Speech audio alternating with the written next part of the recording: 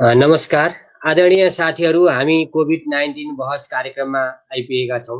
आज हामी 29औं श्रृङ्खलामा छौँ। आज हामीसित पाटन हस्पिटलका डाक्टर सञ्जीव गौतम हुनुहुन्छ भने त्यसै गरी नर्स अस्मिता गिरी हुनुहुन्छ र वरिष्ठ पत्रकार धर्मेन्द्र झा हामीसित आजको संवादमा हुनुहुन्छ। आज अब म डाक्टर सञ्जीव गौतमजीलाई स्वागत गर्न चाहन्छु। डाक्टर साहब, कार्यक्रममा स्वागत छ। नमस्कार। हस्, नमस्ते। डाक्टर साहब, लामो समय लकडाउन, यो कोभिड-19 को कहर, अब डाक्टर साहब हस्पिटलमा काम गरिराख्नु भएको छ। दिनहरू कसरी बितेका छन् डाक्टर साहब?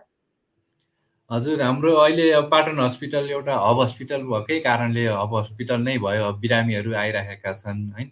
त्यो हिसाबले जब ड्युटी हुन्छ तब व्यस्त नै हुन्छ। हाम्रो अहिलेको अब नेपाल सरकारको गाइडलाइन र निर्देशन अनुसार नै हामीले 7 दिनको गरेर ड्युटी गरे, सिफ्ट मिलाएर ड्युटी गर्ने गरेका छौँ। अब 7 दिन हस्पिटलमै बसेर ड्युटी गर्नुपर्छ भने त्यतिखेर चाहिँ अलिकति स्ट्रेसफुल नै हुन्छ। त्यसपछि 7 दिन चाहिँ एक्सपोजर कम होस्, सङ्क्रमण एउटा बिरामीबाट डक्टरलाई सर्ने र अब डक्टरलाई सरिहालेमा पनि अरू ब्याकअपकोमा अरू डक्टरहरूलाई नसरोस् भन्नका निम्ति त्यो 7 दिन चाहिँ घरमै बस्ने भनेर त्यसरी भनेको छ।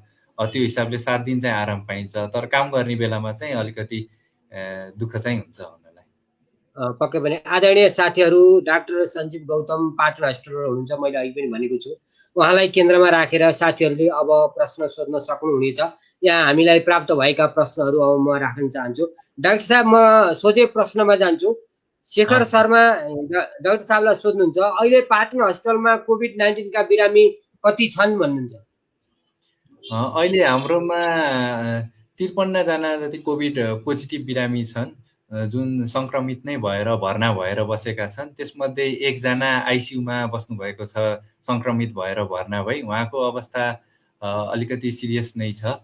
अब त्यसबाहेक अरू बिरामीहरू शङ्कास्पद भनेर हामीले 90 जना राखेका छौँ। 90 जना जति शङ्कास्पद बिरामी भनेर त्यसै टोटल बसेको हुनुहुन्छ, आइसोलेसनमा बसेको हुनुहुन्छ। त्यो अनुसार कतिपयको पिसिआर गरेपछि बाहिर वार्डमा राख्ने, त्यसरी राख्ने गरिन्छ। अरू बाँकी कोभिड पोजिटिभ लागेर भर्ना हुनुभएका 53 जनाको पनि अहिले अरू बाँकी जुन वार्डमा बस्नुभएको छ उहाँहरूको अवस्था चाहिँ अहिलेसम्म सामान्य नै छ। त्यसो भए 90 र 1 जना गरे 91 जना हो डाक्टर साहब? हजुर, होइन, मतलब टोटल आइसोलेसनमा बस्नुभएको त्यति, त्यसमध्ये 53 जना पोजिटिभ। डाक्टर साहब, त्यसै गरी बबिता खड्का सोध्नुहुन्छ, कोभिड-19 को औषधि छैन भन्छन्, तपाईहरूले हस्पिटलमा कसरी उपचार गरिरहनु भएको छ? हजुर, कोभिड-19 को औषधि ठ्याक्क अब निको हुने नै औषधि छैन। अब त्यही माथि यो त अब अहिलेको भर्खरै आएको रोग भयो। अब अनुसन्धानहरू नि भइरहेका छन्, त्यसको अनुसार प्रत्येक दिन थप नयाँ कुराहरू आइरहेका छन्। भर्खरै अब जस 1-2 हप्ता अघि निक्लेको एउटा ट्रायलले चाहिँ डेक्सामिथासोन भन्ने एउटा औषधिलाई आइसियुमा राखेका, भेन्टिलेटरमा राखेका बिरामीसित उपयुक्त छ भनेको छ। त्यस्तै पहिला एउटा औषधि रेमडेसिभिर भन्ने औषधि थियो, त्यो भाइरसको कीटाणु विरुद्ध उपयुक्त हुने औषधि। अब तिनीहरूले रोगलाई निको नै नगरे तापनि अब केही छुट्याउन चाहिँ मद्दत गर्छ। अब रेमडेसिभिर त नेपालमा पाइँदैन, तर डेक्सामिथासोन भन्ने औषधि चाहिँ सस्तो पनि छ। हामीले पनि आइसियुमा भएका, भेन्टिलेटरमा राखेका बिरामीहरूलाई त्यस्तै प्रकारको डेक्सामिथासिन अथवा त्यस्तै प्रकारको औषधिहरू राखेका छौँ। त्यो बाहेक पनि अरू गर्न सकिने कामहरू धेरै हुन्छन्, जस्तो बिरामीको अब अक्सिजन, अब कतिपय बिरामी त अब रोगै नभएका, त्यस्तो असिम्प्टोमेटिक नै हुनुहुन्छ, त्यसमा जसको सङ्क्रमणको कुनै लक्षणहरू त्यस्तो कुनै देखिएको हुँदैन। तर कतिपयमा देखिएर जुन भर्ना हुनुभएको छ उहाँहरूलाई राख्ने विधि, सुताउने विधि, अनि त्यसपछि अक्सिजन कतिखेर दिने, के दिने, कतिखेर भेन्टिलेटरमा राख्ने, कहिले निकाल्ने, त्यो अनेक कुराहरू हुन्छन्। ती कुराहरूमा पनि उपचार भइरहेको छ। र त्यो बाहेक अर्को नेपालमा अर्को महत्त्वपूर्ण कुरा भनेको कोरोना भाइरस देखिएको, कोरोना भाइरसको लक्षण नदेखिएको तर त्यो बाहेक थप अरू रोग देखिएको। अब जस्तै कसैलाई कोरोना भाइरस देखिए पनि अर्को प्रकारको न्युमोनिया हुन्छ, कसैलाई कोरोना भाइरस सहित अरू बाथ रोग त्यस्तै लागेको हुन्छ। अब तिनीहरूको उपचार पनि भइरहेको छ। डाक्टर साहब, जस्तो अहिले आइसियुमा हुनुभएको जुन बिरामी हुनुहुन्छ उहाँलाई मुख्य समस्या चाहिँ नि के छ र कसरी उपचार गरिँदैछ? अहिले उहाँलाई पनि दुवै फोक्सोमा न्युमोनिया भएको छ। अब यो कोरोना भाइरसको कारणले नै भएको न्युमोनिया देखिन्छ, तर त्यो बाहेक उहाँहरूलाई अरू रोगहरू पनि देखिएको छ, अरू पहिल्यैदेखिको रोगहरू पनि छ। अब त्यो अनुसारले त्यसरी नै उहाँलाई भेन्टिलेटरमा राखेर उपचार गरिएको छ। भनेपछि यो कोभिड-19 को उपचारका लागि चाहिँ नि जस्तो अरू जुन रोगबाट हुन्थ्यो त्यो रोगलाई त्यो औषधिबाटै नियन्त्रण गराउने प्रयास गरिएको छ होइन डाक्टर साहब, हाम्रो नेपालको उपचारमा अर्थात् विश्वको उपचारमा? हजुर अरू कोभिड जस्तो जुन बिरामीहरू अलिकति सिकिस्त हुने गर्छन् ती प्राय अरू केही न केही रोग भएका हुन्छन्, जस्तो सुगर भएको हुनसक्छ, प्रेसर भएको हुनसक्छ, अब कुनै मृगौलाका रोगी अथवा त्यस्तै केही औषधिहरू खाइराख्नु भएको हुन्छ। अब त्यो सँगसँगै त्यो रोगको लक्षणहरू पनि बल्झिने अथवा त्यो मिलाउन पर्ने हुन्छ। त्यो अनुसारले सबैको उपचार गरेर अवस्था हेर्दै जाने नै। भने एउटा एक किसिमले यो रोगसित जुन मानिसमा समाजमा जुन खालको सन्तास छ डाक्टर साहब, त्यो सन्तास चाहिँ सतर्क हुनु त पर्यो नि, तर सन्तास धेरै लिनुपर्ने कुरो छैन। हस्पिटल पुग्दा जेमा समस्या देखिएको छ त्यसलाई उपचार गरेर निको बनाउन सक्ने सम्भावना धेरै नै हुन्छ होइन डाक्टर साहब? हजुर, अहिलेसम्म हाम्रो नेपालमा के देखिएको छ भन्दा जति बिरामी कोरोना भाइरसकै कारणले गर्दा रोग लागेर न्युमोनिया भएर त्यसरी मर्नुभएको छ, त्योभन्दा बढी कोरोना भाइरस सहित अथवा कोरोना भाइरस सङ्क्रमितको शङ्का लागेर भर्ना हुनुभएका तर अरू रोग लागेका हुन्छन्। अब ती बिरामीहरूमा बढी मृत्युदर बढी देखिएको छ। अब त्यो हिसाबले चाहिँ कोरोना भाइरसबाट आतङ्कित हुने र डराउने चाहिँ होइन, सतर्कता चाहिँ अपनाउन पर्छ। अब कोरोना भाइरसले हानि गर्न सक्ने भनेको अब विशेष गरी अब उमेर बढी पुगेका अब त्यस्तै अरू रोगहरू देखेकालाई हो। त्यसैले हामीले चाहिँ गर्न सक्ने कामहरू गरिराख्नुपर्छ, रोगहरूलाई नियन्त्रण गरिराख्न पर्ने त्यस्तो हुन्छ। डाक्टर साहब, त्यसै गरी विश्व पौडेल सोध्नुहुन्छ, कोभिड-19 भाइरस लाइभ भाइरस हो कि होइन? लाइभ होइन भने यो कसरी सर्छ? भाइरस कोभिड-19 भाइरसलाई हामीले लाइभ भाइरस नै मानेका छौँ। भाइरसहरूको प्रकृति के हुन्छ भन्दाखेरि जब शरीरभित्र हुन्छ तिनीहरूले चाहिँ जब कुनै मानव अङ्ग अथवा कुनै पनि भाइरसले आफ्नो एउटा छुट्टै केलाई उस गर्ने भने कुन अङ्गमा हान्ने भनेर त्यो तोकेको हुन्छ, तिनीहरूको बनावटै त्यसरी भएको हुन्छ। जब त्यो भित्र हुन्छ तिनीहरूले लाइभ जसरी नै अब प्रजनन गरिरहेका हुन्छन्, अब त्यो हिसाबले लाइभ भनिन्छ। तर जब ती वातावरणमा आउँछन् तब तिनीहरूले प्रजनन गर्ने फैलिने त्यो काम चाहिँ गर्दैनन्। तर ती भाइरस जिउँदो भने भएको हुन्छन्। ती भाइरसले जब अर्को कुनै मानव शरीरमा कुनै अङ्गमा गएर बसिहाल्छ त्यसपछि फेरि त्यो जिउँदो भएर प्रजनन गर्ने भएको हुन्छ। सविता खनाल सोध्नुहुन्छ डाक्टर साहब, कोभिड-19 भाइरस कुन जातको भाइरस हो? यसका कति प्रकार हुन्छन्? कोभिड-19 भाइरसलाई हामीले भन्दाखेरि आरएनए भाइरस भनेर भन्ने गर्छौँ। त्यो भनेको हाम्रो त्यो कोभिड-19 को भाइरसको कोषभित्र रहने डिएनए जस्तो हुन्छ। हाम्रो शरीरमा डिएनए हुन्छ भने भाइरसको शरीरमा आरएनए हुन्छ। त्यो एउटा जेनेटिक कोड हो।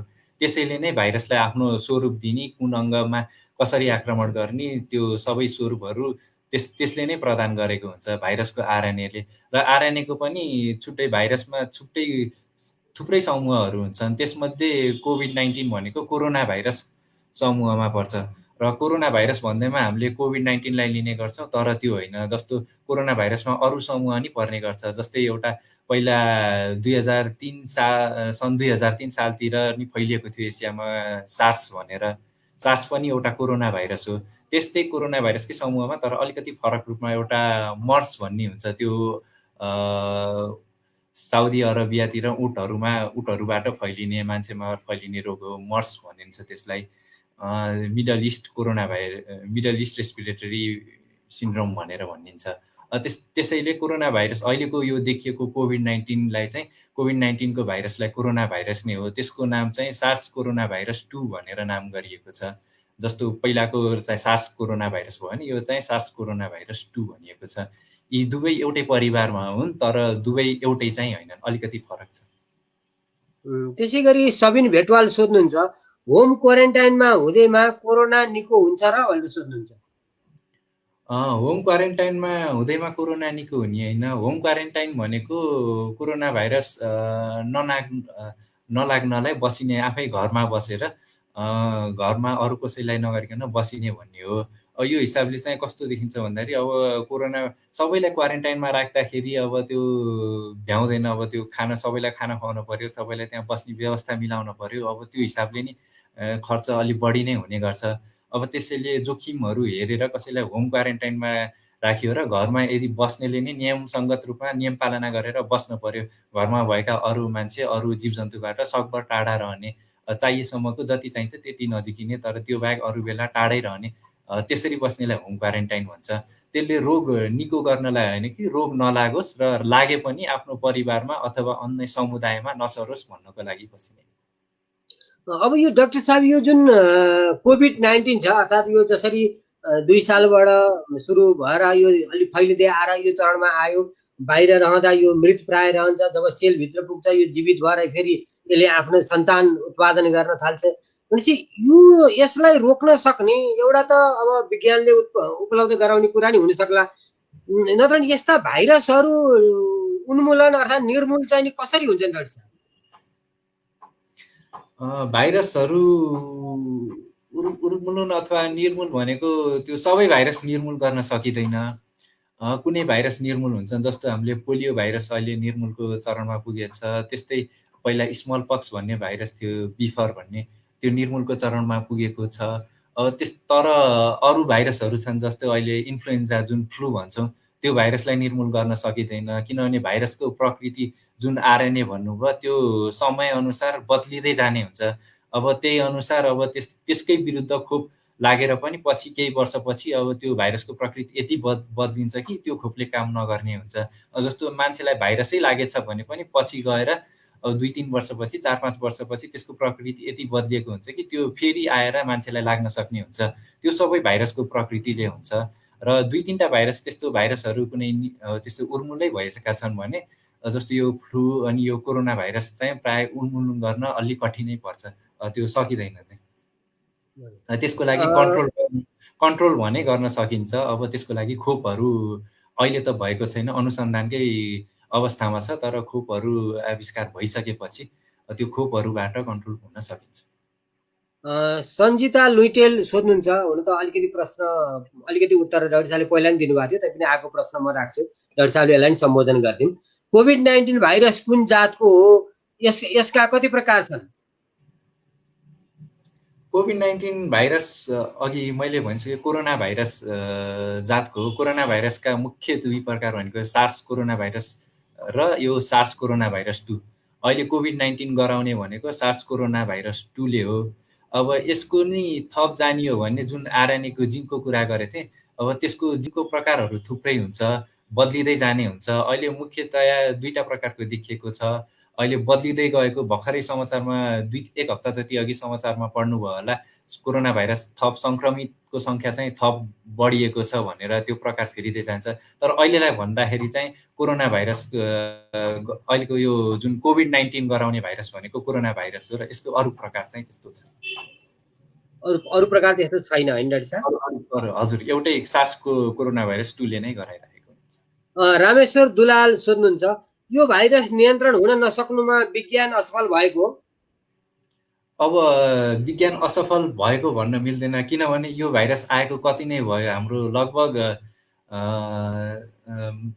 लगभग 5-6 महिना जति भयो होला। अब यो भनेको त विज्ञानको अब रोगको इतिहासमा त धेरै सानो समय हो। जस्तो हामीले हेर्छौँ भने अब मलेरिया कति वर्ष भइसक्यो, 100औं वर्ष भइसक्यो, जस्तै टिबी 100औं वर्ष भइसक्यो, जसलाई त उन्मूलन गर्न सकिएको छैन भने अब यो 5 महिनामा कुनै भाइरस अब उन्मूलन हुन नसक्दैमा अब त्यसलाई विज्ञान सफल भयो भन्न मिल्दैन। अब त्यो 5 महिना भनेको एकदम छोटो समय भयो। यसलाई बल्ल यो वैज्ञानिक समाजले बल्ल अलिअलि बुझ्दैछ कि यो कस्तो कसरी सर्छ भन्ने, त्यसमा नि अझ प्रष्ट छैन।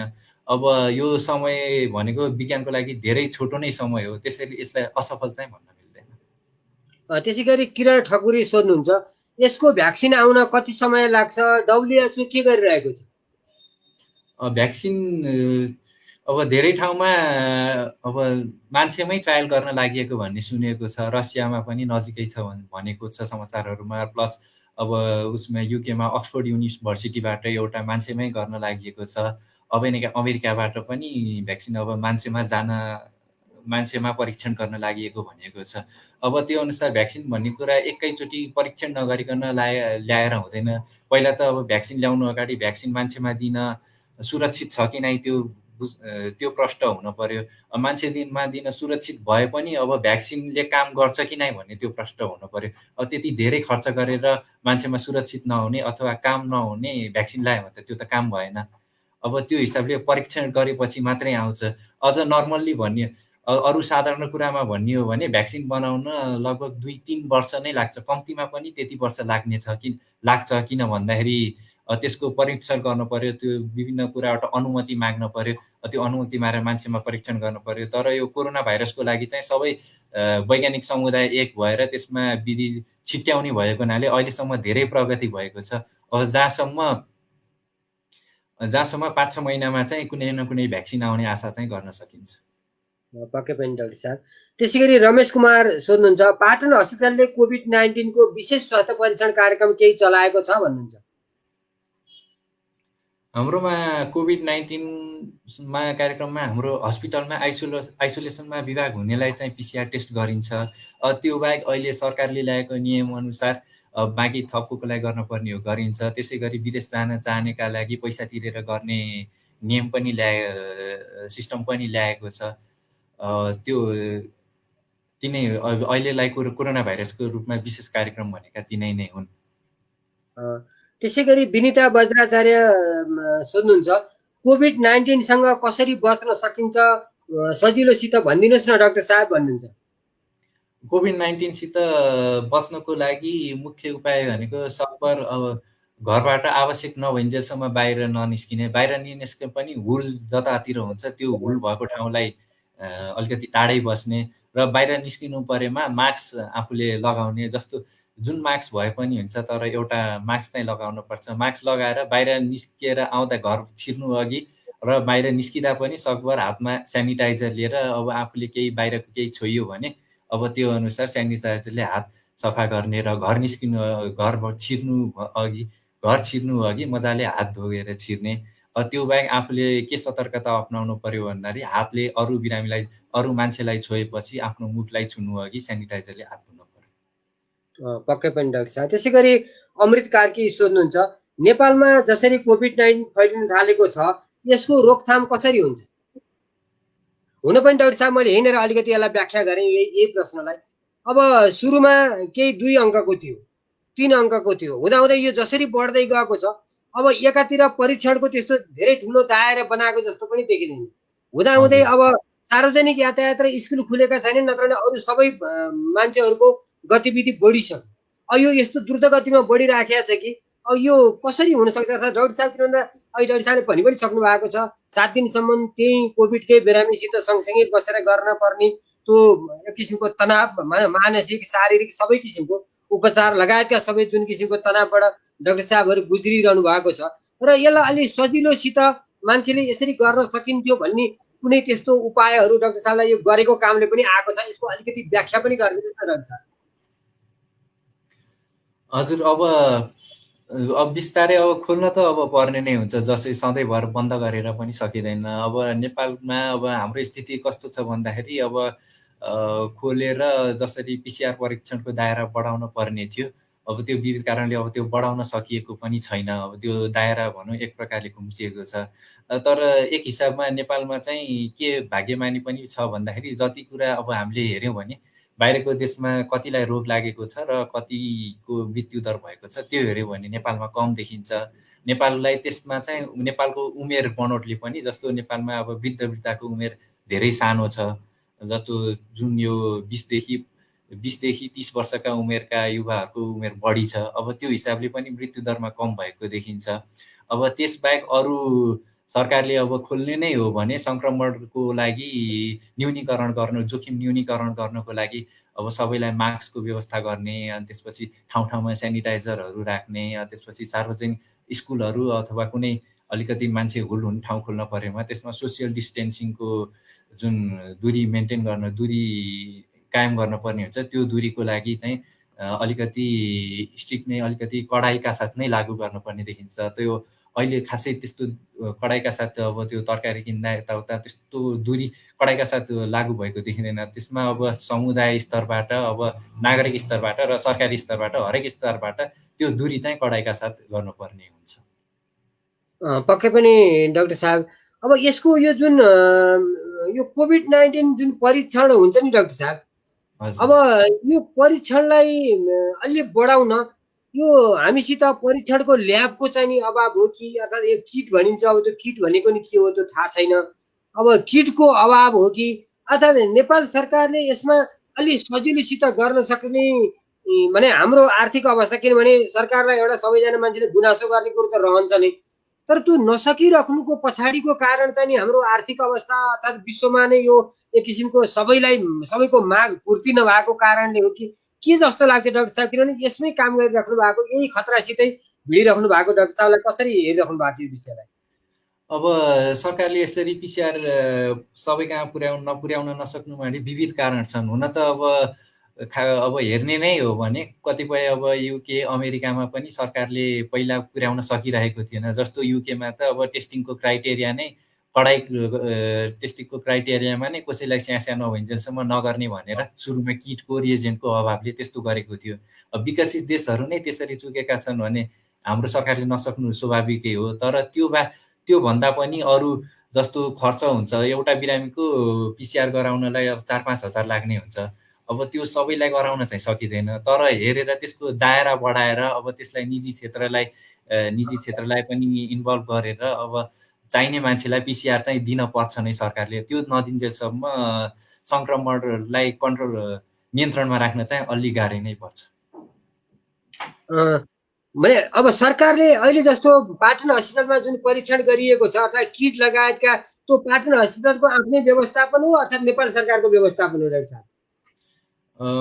परीक्षण गर्नलाई जुन किटहरू दिएको छ त्यो नेपाल सरकारले पनि दिएको छ।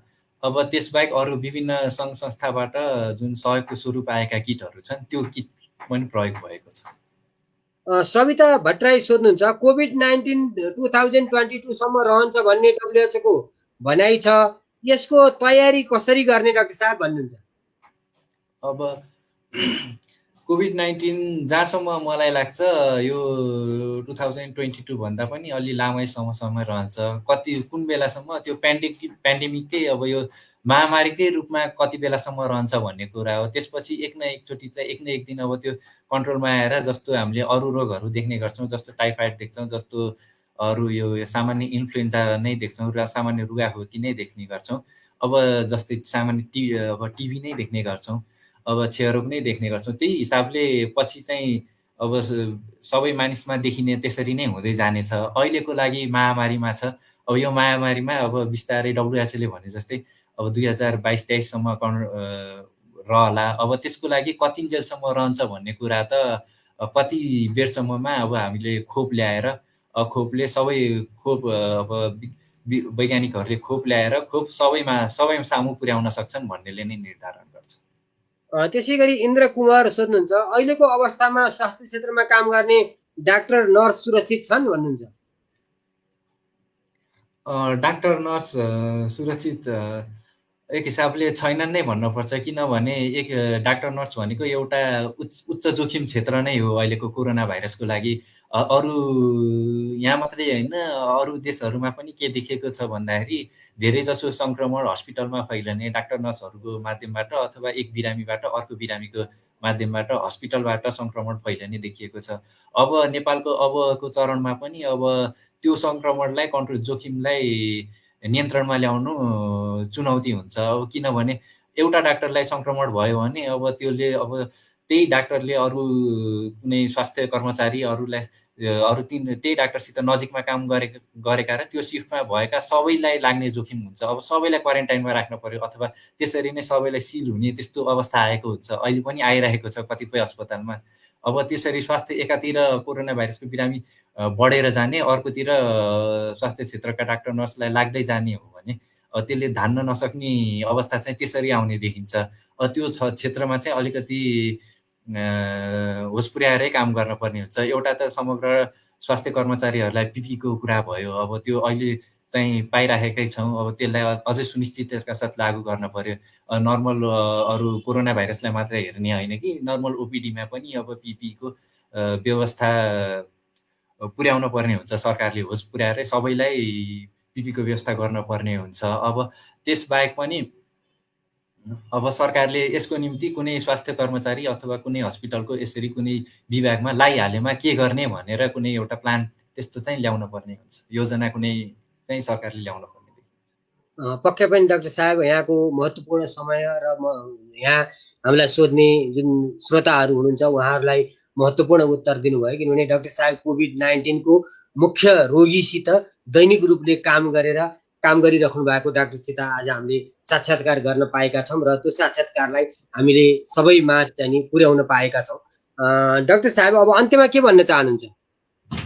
अन्त्यमा चाहिँ म के भन्न चाहन्छु भन्दाखेरि कोरोना भाइरसको मृत्युदर त्यति धेरै पनि छैन, त्यसैले त्यति आक्रान्त हुनुपर्ने आक्रान्त भएर कुनै अब समाचारहरूमा देखिन्छ कसैलाई हस्पिटल गएका बिरामीलाई अब घर भाडामा पस्न नदिने, अब समुदायमा कोरोना भाइरसबाट निको भएर डिस्चार्ज भएका बिरामीलाई पनि समुदायमा घरमा आफ्नो टोलमा चाहिँ लिन नमान्ने, अब त्यस्तो हिसाबले आक्रान्त भएर त्यस्तो मानवीयता त्यसरी गुमाउन पनि हुँदैन। तर त्यो भन्दैमा आफूले अब अहिलेसम्म अब लकडाउन, सरकारले लकडाउन खोल्यो, अब हामी ढुक्क भयो भनेर बाहिर त्यो बिना मास्क अथवा बिना कुनै सावधानी हिँडेर अब तरकारी बजार कुनै पसलहरूमा त्यसरी बाहिर हिँड्ने त्यस्तो पनि गर्न हुँदैन। आफूले सावधानी अपनाउन पर्छ, तर डराउन चाहिँ हुँदैन। पक्कै पनि डाक्टर साहब, यहाँको अमूल्य समय र महत्त्वपूर्ण भनाइका लागि आभार व्यक्त गर्दै डाक्टर साहबलाई बिदा गर्छु। नमस्कार डाक्टर साहब। हस्, नमस्ते सम्पूर्ण श्रोताहरूलाई। आदरणीय साथीहरू, हामी कोभिड-19 बहस कार्यक्रममा छौँ। हामी डाक्टर सञ्जीव गौतमसित कुराकानी गऱ्यौँ। उहाँ पाटन हस्पिटलमा कार्यरत हुनुहुन्छ र यी कोभिड-19 बिरामीसित नै सँगसँगै उपचारमा संलग्न हुनुहुन्छ। आजसम्म उहाँ सुरक्षित हुनुहुन्छ, भोलिका दिनमा नि सुरक्षितै रहेर फेरि हामी यसरी नै वार्ता गर्न पाइयोस्। अब म त्यसै गरी हामीसित अस्मिता गिरी जो नर्स हुनुहुन्छ, म उहाँलाई कार्यक्रममा स्वागत गर्न चाहन्छु। अस्मिताजी, कार्यक्रममा स्वागत छ। नमस्कार। नमस्कार, धन्यवाद हजुरलाई। अस्मिताजी, अनि लामो समय लकडाउन भयो, अब एकजना नर्स बिरामीहरूसित बसिराख्नु भएको होला, दिनहरू कसरी बितिरहेका छन् यो कठिन परिस्थितिमा? दिनहरू अनयुजुअल डेजलाई युजुअल बनाउने प्रयत्नमा जुटेको छु। ड्युटीहरू गइरहेछ, personal life work life balance गरिँदैछ, एफर्ट जारी छ। हजुर, पक्कै पनि अस्मिताजी, यहाँ प्रदीप पराजुलीले सुरुमै एउटा प्रश्न सोध्नु भएको छ। कोभिड-19 को अहिलेको अवस्था बताइदिनुहोस् न भन्नुहुन्छ। कोभिड-19 को अहिलेको अवस्था भनेको अब विश्व र नेपाललाई कम्पेयर गर्दाखेरि चाहिँ विश्वभरि एकदमै आक्रामक रूप लिइरहेको अवस्था छ। नेपालमा भने यसले सोचे जस्तो त्यति धेरै हानि नपुर्याउने हो कि जस्तो कन्डिसन पनि हामीले पाइराखेका छौँ। केसेसहरू घट्दै जाँदैछन्। हेर्दाखेरि अप्टिमिस्टिक हुने एरियाहरू छ सायद। पक्कै पनि अस्मिताजी। त्यसै गरी सतीक्षा शर्मा यहाँलाई सोध्नुहुन्छ, अहिलेको परिस्थितिमा कोभिड-19लाई नर्स भएर कसरी हेर्नुहुन्छ? परिस्थिति नौलो छ। कार्यशैलीमा केही फरक आउला, तर हाम्रो दायित्व कर्तव्य त्यही नै छ। 2020लाई द इयर अफ नर्स भनेर डिक्लेयर गरियो। अर्कोतर्फ अनएक्सपेक्टेडली पेन्डेमिक इयर पनि भइदियो, द इयर अफ कोभिड-19 होइन। रेस्पेक्टेड प्रोफेसन हो, यति डिलेमाजहरू आउन सक्ला, तर पनि पोजिटिभ आउटलुकको विकल्प सायदै नहोला। यो 2020लाई नर्सको चाहिँ विशेष उत्सव जस्तो भनेर किन त्यसरी मनाउन खोजिएको थियो, त्यसका लागि अलिकति व्याख्या गरिदिनुहोस् न अस्मिताजी। की रोल पक्कै पनि छ नर्सेसहरूको। डिरेक्ट पेसेन्ट केयरमा इन्भल्भ भइन्छ होइन, पेसेन्ट र हेल्थ केयर टिमलाई लिङ्क गर्ने काम गरिन्छ, ब्रिजिङ गरिन्छ। सो हरेक इयरको थिम हुन्छ, यो इयरको थिममा हामीलाई राखियो, त्यो राम्रो पक्ष जस्तो लाग्छ। एउटा मोटिभेसनल स्वरूप पनि दिएको हुनसक्छ। पक्कै पनि त्योसित सँगसँगै यो कोभिड-19 को कहरमा पर्दा एउटा नर्सले चाहिँ नि कस्तो अनुभूति गरिराख्नु भएको छ? यसको चाहिँ मलाई एकदम राम्रो एक्सपिरियन्स भयो मेरो विचारमा सायद, किनभने मैले आइसोलेसन ब्लकमा पोजिटिभ केसेसहरूलाई डिल गर्ने मौका र त्यसमा कोभिड र नन कोभिडलाई कसरी ट्रिट गरिन्छ त भन्ने फरकहरू मैले महसुस गरेँ। कस्तो हुँदो रहेछ भन्दाखेरि हामी चाहिँ एउटा एलियनको बेसमा होइन, अपरिचित बेसमा गइदिनु पर्ने, अनि त्यस्तो हुँदाखेरि चाहिँ नि पेसेन्टको एक्लोपना महसुस हुने, अब त्यसलाई कसरी डिल गर्ने, कसरी चाहिँ आफूले केयर गर्ने होइन, केयरमा कतै कतै कमी पो हुने हो कि भन्ने कन्सर्नहरू आइराख्ने रहेछ। अनि त्यसलाई म्यानेज गर्नको लागि हामीले थुप्रै कार्ययोजनाहरू बनाउँथ्यौँ, काउन्सिलिङ गर्थ्यौँ, स्ट्रेस म्यानेजमेन्ट रिलिफहरू, रिलिफ टेक्निक्सहरू सिकाउँथ्यौँ होइन, पेसेन्टलाई अलिकति क्वालिटी टाइम प्रोभाइड गरिदिने, कम्युनिकेसनमा इन्भल्भ गराउने, भिजिटरहरूसँग फ्रिक्वेन्ट कम्युनिकेसन्सहरू गराइदिने। सो यो फरक अनुभूति पाइयो, एकदम नौलो होइन, अब पछि पाइएला नपाइएला पाइएको थिएँ होइन। सो एउटा नयाँ अपर्च्युनिटी, लर्निङको लागि नयाँ अपर्च्युनिटी हो कि जस्तो लाग्छ। पक्कै पनि अस्मिताजी, अब यहाँले जस्तै गर्नु भएको छ, आज सुनाउँदाखेरि हामीले सुन्दा रमाइलो जस्तो होला, तर पनि एउटा कठिन परिस्थितिबाट एकजना नर्सले कसरी काम गर्छ र त्यो नर्सले कसरी चुपिराखेको हुन्छ भन्ने उदाहरणका लागि अस्मिताजीले भनेको जुन कुरा छ अत्यन्तै गम्भीर र महत्त्वपूर्ण कुरा छ। त्यसै गरी अर्को प्रश्न राख्छु अस्मिताजी, सुमी खड्का यहाँलाई सोध्नुहुन्छ, कोभिड-19 रोकथामका लागि नर्सको कस्तो भूमिका हुन्छ?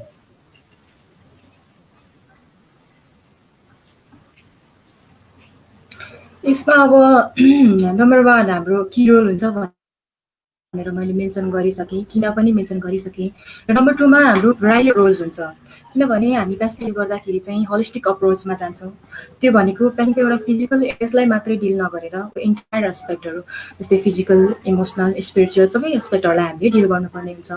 त्यस्तो हुँदाखेरि कुनै एउटा रोल मात्रै समातेर बस्ने सिचुएसन हाम्रो हुँदैन होइन। जस्तै टिचरको रोल प्ले गर्नु पर्दाखेरि स्वास्थ्य शिक्षाहरू दिन सकिन्छ, काउन्सिलरको रोल प्ले गर्न सकियो होइन, एडभोकेटको रूपमा काम गर्न सकियो, फेसिलिटेटर बन्न सकियो। यिनी भेराइटी अफ रोल्सहरू हुन्छ हाम्रो। सो मल्टी ट्यालेन्टेड, ट्याकल गर्न सक्ने हुनुपर्छ जस्तो लाग्छ मलाई। पक्कै पनि नर्स एउटा सेतो लुगा लगाएको अर्थात् बाँच्नुको भन्दा पनि बढी भूमिका हो, किनभने एउटा कुनै चिज भनेर जानु होला, त्यसका लागि सम्पूर्ण एउटा एकजना मान्छेसितको राम्रो नराम्रो सबै किसिमको बेहोर्न पर्ने त नर्स नै हुन्छ होइन अस्मिताजी? हजुर, हाम्रो सानो प्रेजेन्टेसनले पनि उहाँहरूको भलरेबल लाइफमा सुमधुर चेन्जेसहरू ल्याइदिन्छ भने त्यो पावर किन युटिलाइज नगर्ने भन्ने कुराहरू आयो। पक्कै नै। त्यसै गरी विनिता थापा यहाँलाई सोध्नुहुन्छ, नर्सले यस महामारीमा सामना गर्नु परेका चुनौती र समस्या के हो?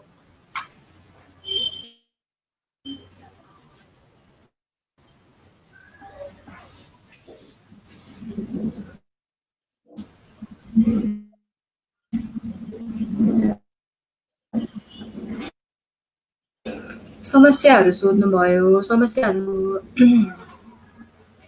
सायद धेरै छन्।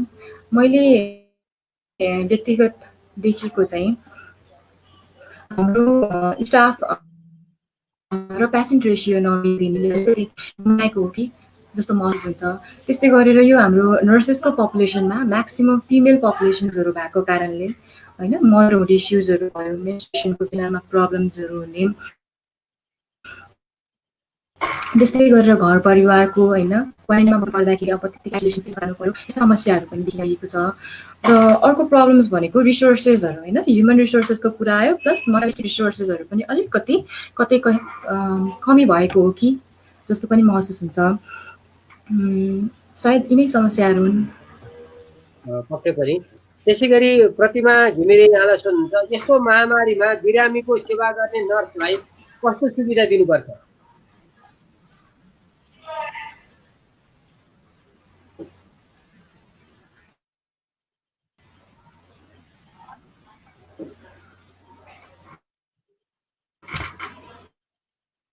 फ्यासिलिटीमा अब हाम्रो नम्बर 1 प्रायोरिटीमा त सायद एक्जिस्टेन्सियल निड नै जा त्यो भनेको हेल्थ र सेक्युरिटी निड पर्छ त्यसमा होइन। नम्बर 2मा आई वुड प्रायोरिटाइज इन्टरपर्सनल पेसेन्टसँग प्रेजेन्ट हुन्छौँ उहाँहरूले पनि हामीसँग ह्युमेनिस्टिक अप्रोच देखाइदिनु भयो भने ह्युमेनिस्टिक कन्सर्नहरू देखाइदिनु भयो भने हामीलाई अलिकति सजिलो हुन्छ। त्यस्तै गरेर ग्रोथ निड भनेर हुन्छ हाम्रो ग्रोथ निडमा चाहिँ हामीलाई नलेज अपडेट गराइदिनु पर्यो। कुनै एउटा म्यानेजरियल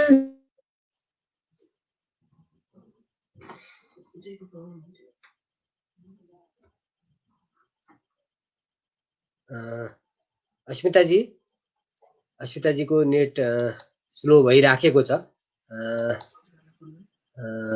अस्मिताजी हामीलाई सुन्नु भएको छ? आदरणीय साथीहरू, हामी कुरा गर्दा गर्दै अस्मिताजीको नेटमा समस्या आएको छ।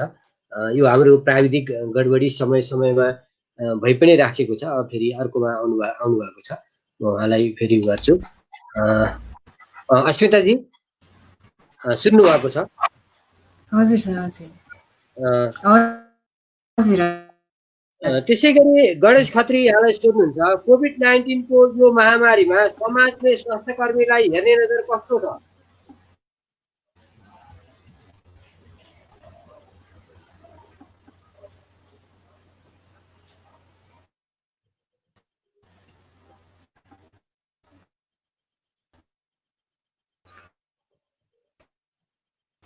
अलिकति अड्किएर आए प्रश्न। हजुर, अनि यो समाजले अहिले स्वास्थ्य कर्मीहरू अर्थात् नर्सहरूलाई कसरी हेरिरहेको पाउनुहुन्छ? मैले फेरि दोहोऱ्याउन चाहे।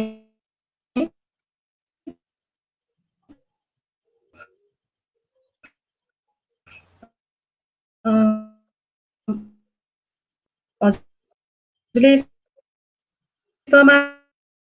सोसाइटल पर्सपेक्टिभ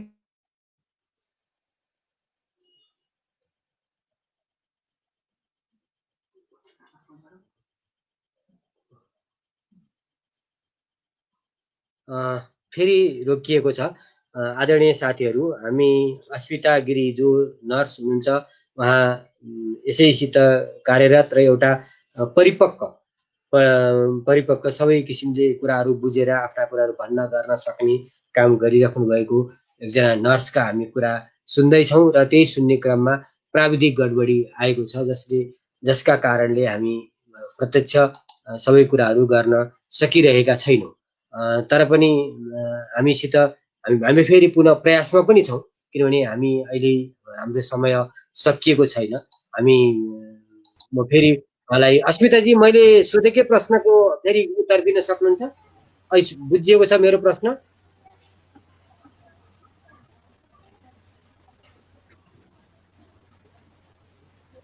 हजुर सर, हजुर भनौँ न।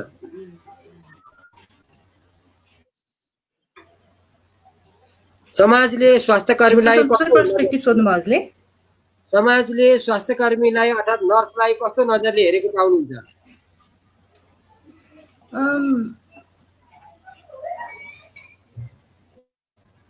हजुर, यसमा ड्युअल पर्सपेक्टिभ छ मेरो विचार। एउटा ग्रुप छ जसले अभोइडेन्स, इग्नोरेन्स प्रवृत्ति देखाउँछ। हजुर, एक्सट्रिम पोलहरू छ। एउटा जहिले पनि म्युचुअल हुन्छ हैन। आफ्नो कार्यशीलता, लगनशीलता र धैर्यले पक्कै पनि मन जित्न भने सकिएला, आशा गरौँ।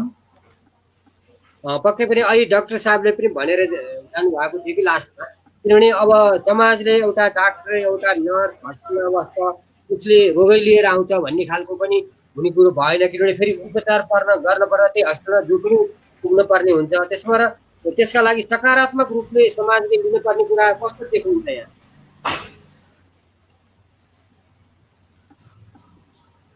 हजुर, यो के छ भन्दाखेरि नेगेटिभ भाइब्सहरू आउनु नर्मल नै भयो होइन। यो एबनर्मल सिनारियोमा नेगेटिभ भाइब्स आउनुलाई नर्मल रियाक्सनकै रूपमा लिन्छौँ हामीले। त्यसमा सायद हाम्रो तर्फबाट नै हामीले एफोर्ट गरिराख्ने हो होइन। एफोर्ट गर्दा गर्दै हुन्छ सायद, हामी अप्टिमिस्टिक नै छौँ। बुझ्नुहुन्छ चेन्ज प्रोसेस सजिलो छैन, धैर्यता चाहिन्छ। पक्कै पनि। प्रज्वल कार्की सोध्नुहुन्छ कोभिड-19 को बारेमा बताइदिनुहोस् न। हुन त अघि पनि सुरुमा प्रदीप पराजुलीले नि यो चाहिँ नि कुरा सोध्नु भएको थियो। यहाँ चाहिँ नि प्रज्वल कार्कीले सोध्नु भएको हजुर, सामान्य कुराहरू त सायद हामी सबैलाई थाहा नै छ, अलिकति केही भ्रमहरू हुनसक्छ। मैले जानकार रहेसम्म चाहिँ यो कोभिड-19 भनेको नोभल कोरोना भाइरसको नामले पनि चिनिन्छ। भनेको नोभल भन्ने बित्तिकै नयाँ उत्पत्ति भनेर हामीले जान्छौँ होइन। कोरोना भाइरसको फ्यामिली त लार्ज छ, ठुलो परिवार छ। त्यसभित्र कुनै प्रजातिले तपाईँले सामान्य समस्याहरूबाट नै निर्मूल गर्न पनि सक्यो होइन। कुनै प्रजातिले चाहिँ तपाईँलाई फ्याटल स्टेजमै लान सक्छ होइन, ज्यानै लिन सक्ने पनि हुनसक्छ। त्यही प्रजातिहरू मध्येको एउटा नयाँ प्रजाति हो नोभल कोरोना भाइरस अर्थात् कोभिड-19 होइन, जसको बारेमा चाहिँ विश्व जगतलाई एकदमै कम थाहा छ। रिसर्च गर्ने काम यसहरूमा फोकस गरिरहेको छ। त्यसको ट्रिटमेन्ट अहिलेसम्म नभइसकेको सिचुएसन छ होइन। अब त्यस्तो कन्डिसनमा फोकस गर्ने भनेको इन्डिभिजुअलिस्टिक ट्रिटमेन्ट अर्थात् सिम्टोमेटिक ट्रिटमेन्ट नै हो। भनेको एउटा इन्डिभिजुअलले कसरी गरिराखेको छ त कोभिड-19लाई होइन, उसको जिउले कतिको रेजिस्टेन्स डेभलप गरिरहेको छ।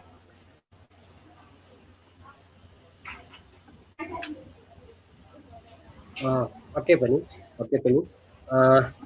त्यसै गरी योगेश श्रेष्ठ यहाँलाई सोध्नुहुन्छ तपाईँहरू नर्स पढ्दा भाइरसको बारेमा पढाइ हुन्छ कि हुँदैन, हुन्छ भने कसरी बस्ने भनेर सिकाइन्छ कि सिकाइँदैन भन्नुहुन्छ।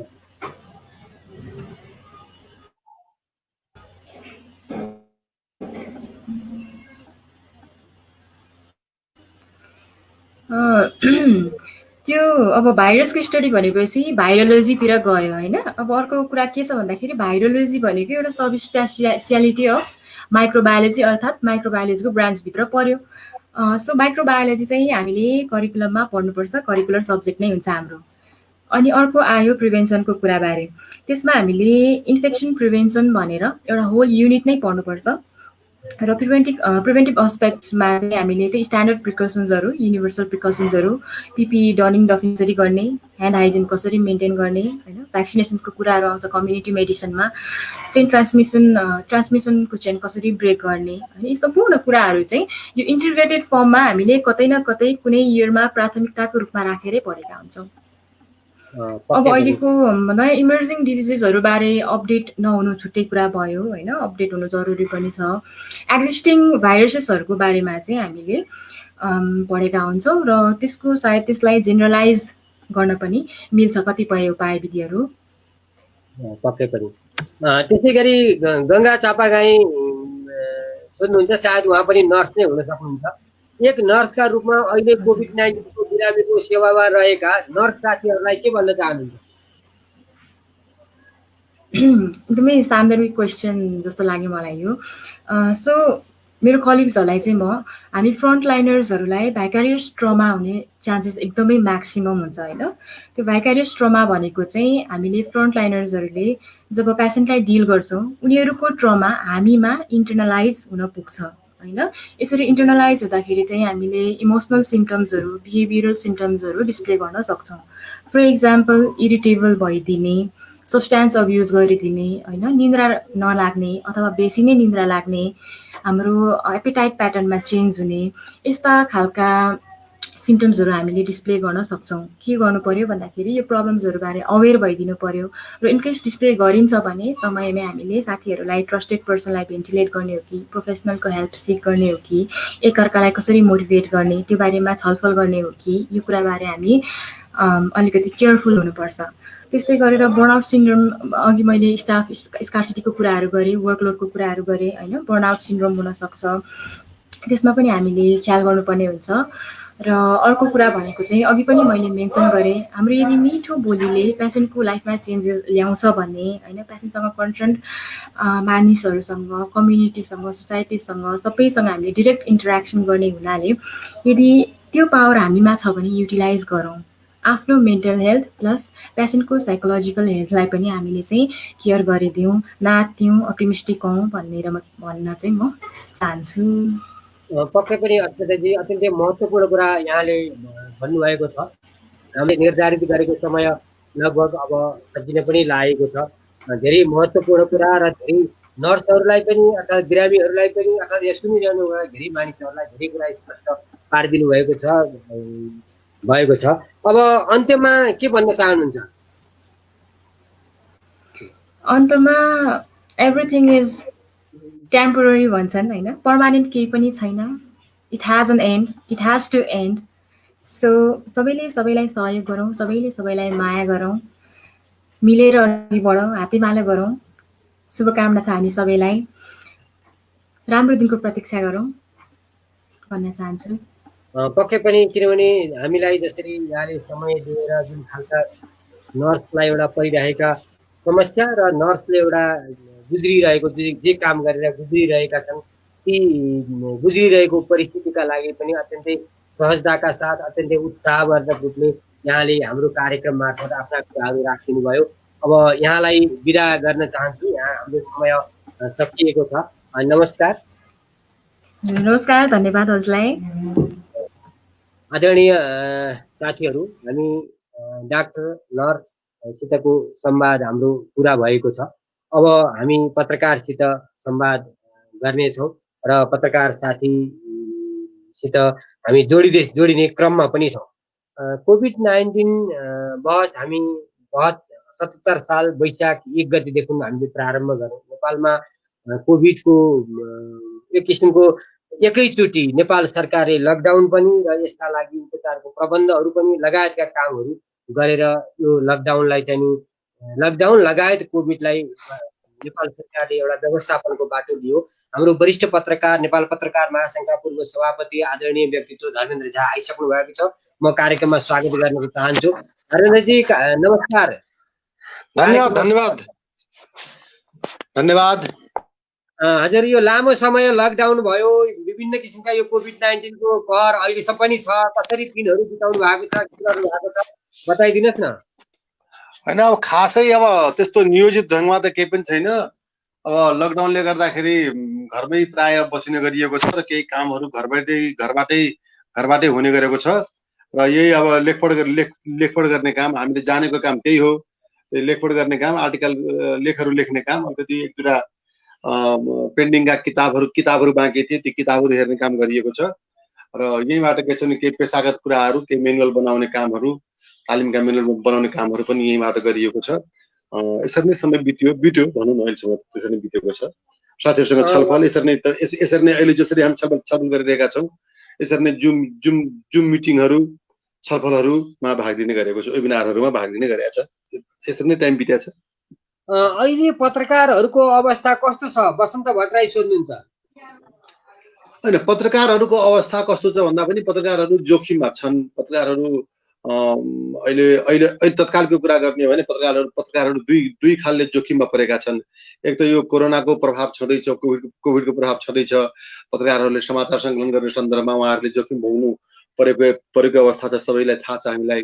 अर्को समस्या के छ भन्दाखेरि यो कोभिडका कारणले गर्दाखेरि सञ्चार माध्यमहरू पनि प्रभावित भएका छन् र सञ्चार माध्यमहरू बन्द हुने अथवा राम्ररी नचल्ने, विज्ञापनको अभाव हुने जस्ता कारणले गर्दाखेरि अहिले पछिल्लो अवस्थामा पत्रकारहरूलाई बेरोजगारीको पनि समस्या अलिकति परेको छ। केही ठुला मिडियाहरूले पत्रकारहरूलाई जबरजस्ती फोर्सलीमा पठाउन खोज्ने, जागिर छोड्नुहोस् भनेर दबाब दिने जस्ता कुराहरू पनि छन्। त्यसले गर्दाखेरि मलाई के लाग्छ भने नेपालका पत्रकारहरू अहिले दोहोरो मारमा परेका छन्। पक्कै पनि। त्यसै गरी विकास वस्ती सोध्नुहुन्छ, पत्रकारको सुरक्षाको लागि के प्रबन्ध गरिएको छ? पत्रकारको सुरक्षाको प्रबन्ध अब यहाँनिर अलिकति म साथीहरूलाई के आग्रह गर्न चाहन्छु भने पत्रकारको सुरक्षाको प्रबन्ध कसले गर्ने?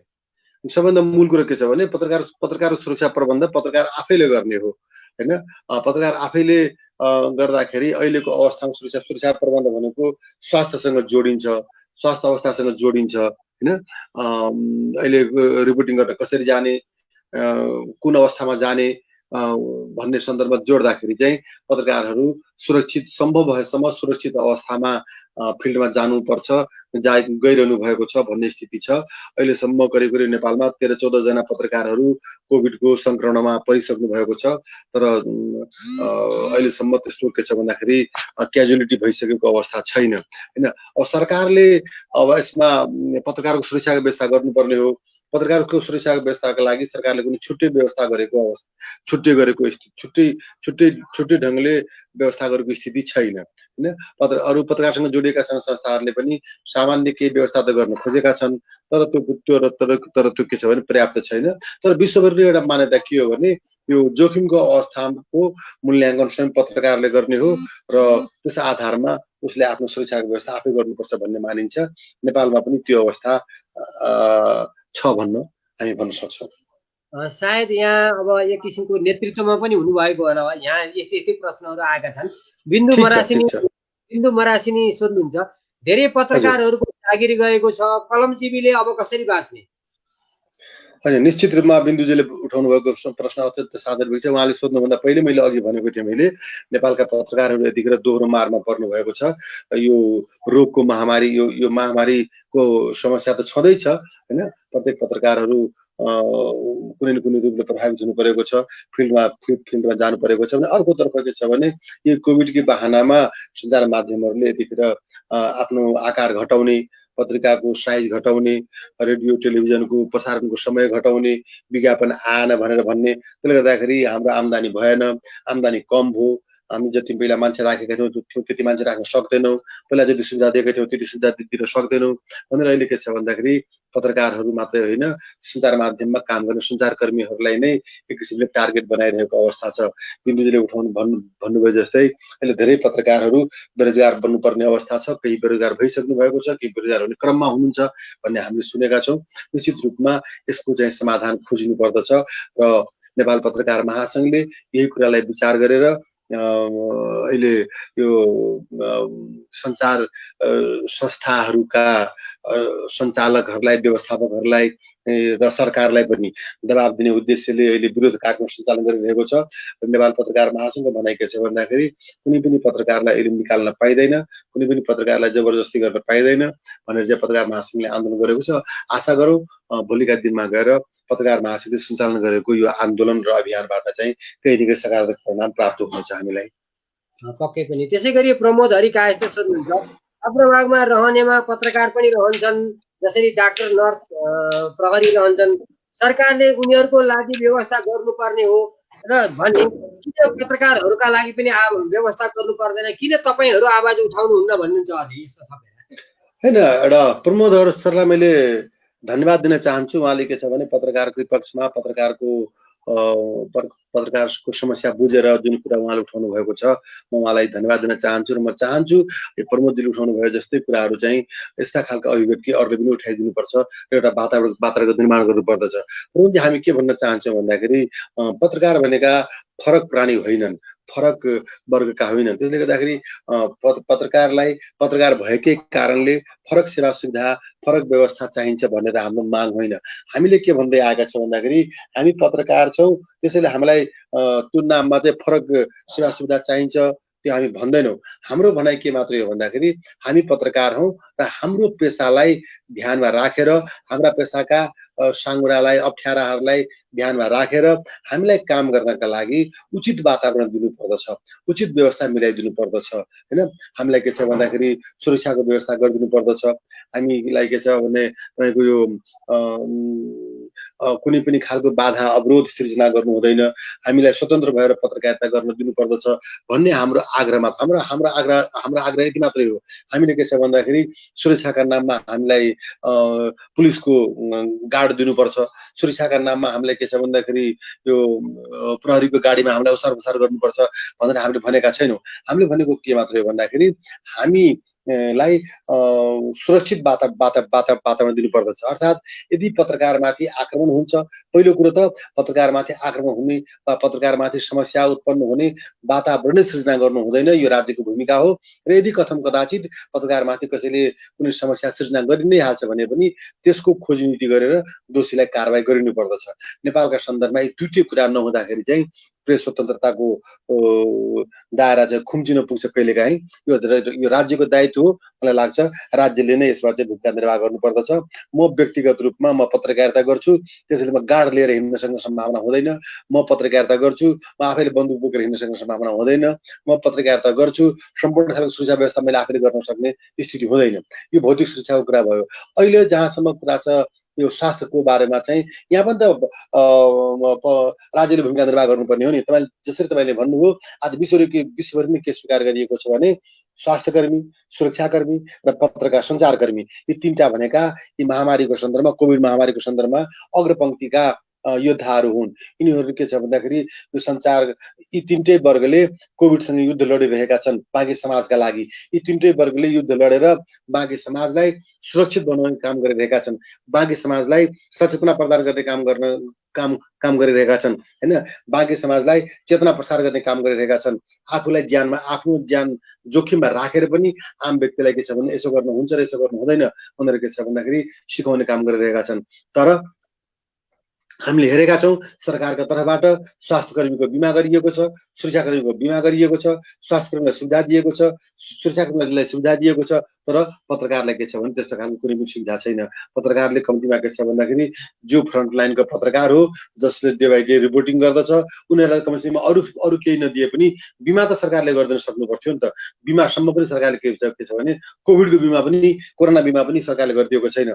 जबकि कोरोना बिमा सरकारका स्वास्थ्य मन्त्रालयका सबैको गरिएको छ हैन, अस्पतालका सबैको गरिएको छ, सुरक्षाकर्मीको प्रायको गरिएको छ। तर पत्रकारको चाहिँ यो कोरोना बिमा पनि गरिएको छैन। यो कोरोना बिमा गर्नका लागि पनि पत्रकार आफै सक्रिय हुनु परिरहेको अवस्था छ, पत्रकारमाझ आफै सक्रिय हुनु परिरहेको अवस्था छ, पत्रकारसँग जोडिएका सङ्घ संस्थाहरू आफै सक्रिय हुनु परिरहेको अवस्था छ। अनि मात्रै पत्रकारको कोरोना बिमा पनि हुन सक्यो। भनेको तात्पर्य मैले के भने पत्रकारप्रति वा प्रेसकर्मप्रति राज्य उदासीन देखिएको छ, यो गलत कुरा हो।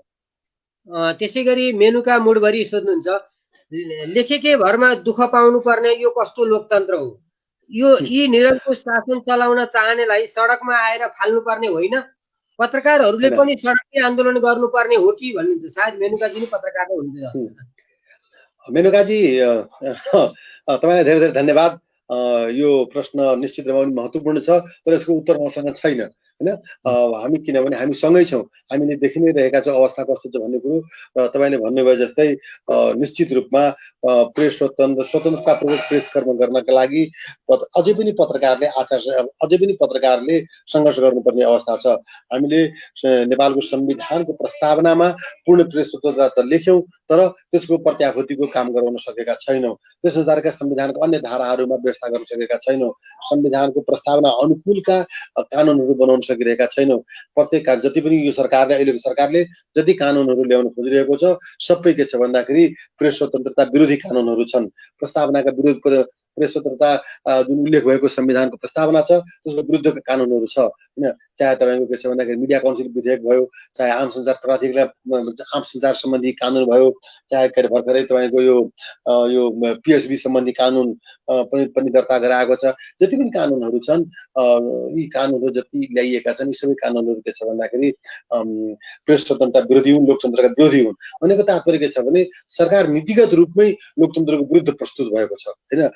जुन सरकार नीतिगत रूपमै सैद्धान्तिक रूपमै लोकतन्त्रको विरुद्ध छ, उसले चुनाव लड्ने बेलामै लोकतान्त्रिक मूल्य मान्यता विरुद्धको मान्यता राखेर चुनाव लडेको छ हैन।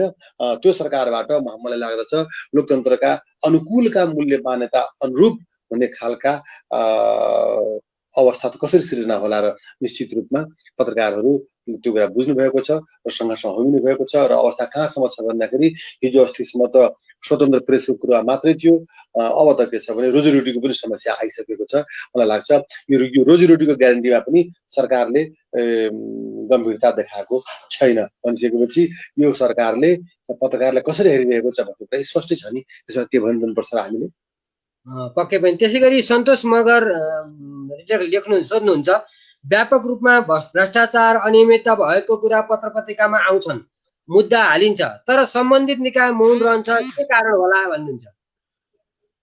होइन, मौन रहेको जस्तो देखिएको मात्रै हो कि हामीलाई के छ भन्दाखेरि त्यस्तो लाग्दछ। हामीले आम जनताको अपेक्षा के हुन्छ भन्दाखेरि समाचार आउने बित्तिकै त्यस्ता खालका समाचारमा संलग्न भएका वा समाचार देखिएका जुन व्यक्ति वा संस्थाहरू छन् त्यसलाई तत्कालै कारबाही भइहाल्नुपर्छ भन्ने कुरा हामी मान्दछौँ। तर हामी एउटा कुरा के बिर्सिनु त्यो त हुन्न भने मानव अधिकार महत्त्वपूर्ण कुरो हुन्छ।